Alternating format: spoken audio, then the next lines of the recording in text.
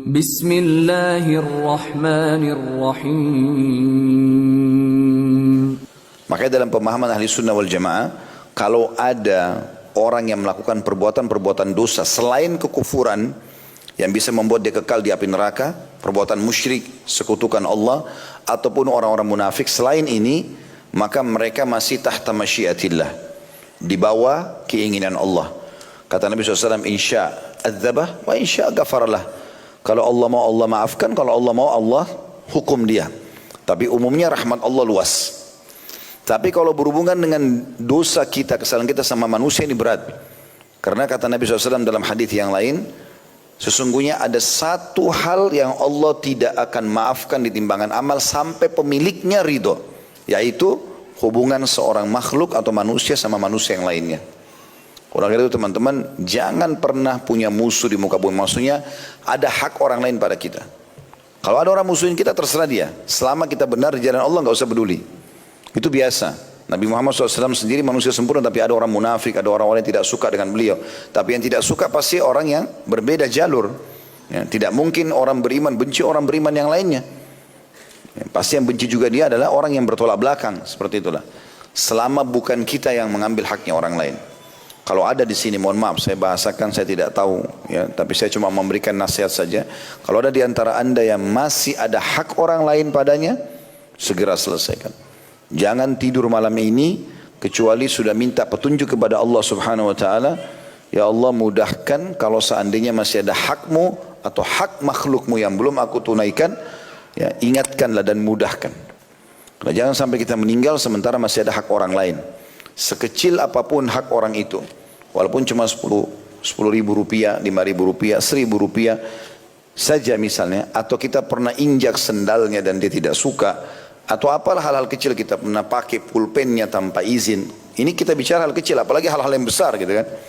Maka itu sudah cukup untuk dia panen pahala kita hari kiamat.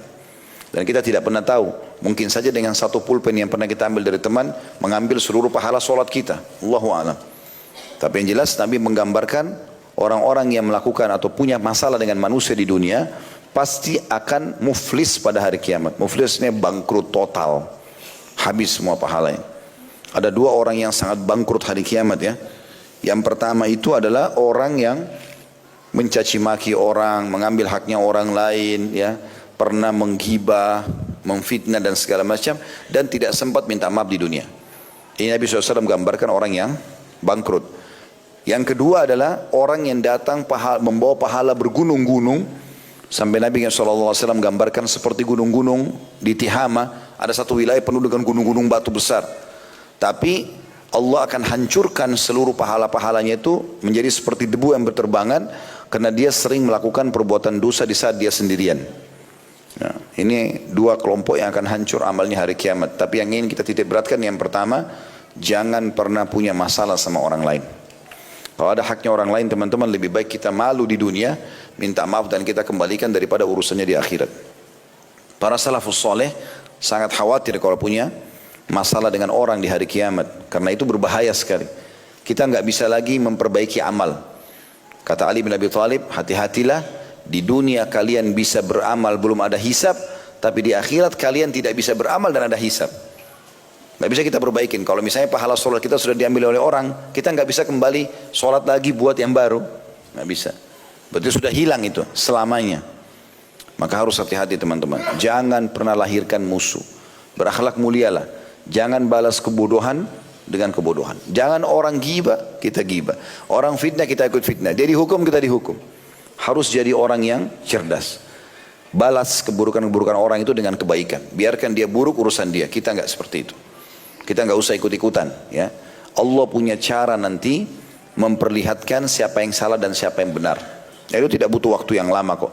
Kalau ada orang suka gosipin bapak ibu, orang fitnah, kita nasihatin, dia nggak mau dengar ya sudah. Tapi Allah punya cara membongkar dia, dan itu tidak lama. Di dunia sebelum akhirat, dan di akhirat kalau dia tidak minta maaf selama dunia, pasti kita akan panen pahalanya. Senyum saja. Ini orang fitnah saya Ustaz, ini orang gibah saya, senyum, balas dengan senyum. Malah bersyukur, hari kiamat saya akan panen pahalanya. Itulah yang dilakukan oleh Abdullah bin Mubarak rahimahullah dan ulama-ulama salaf yang terdahulu. Mereka kalau ada yang menggibah, mereka malah kirimkan hadiah dan mengatakan terima kasih kau sudah berbagi-bagi pahalamu untuk, gitu kan? Jadi nggak usah pegel dengan itu, ya, karena bukan kita sendiri, tapi semua orang. Siapa di antara kita yang belum pernah digosipin orang lain? Siapa di antara kita yang tidak pernah ditipu? Semua orang merasakan itu kan? Maka ini pasti terjadi sebagai ujian dalam kehidupan kita.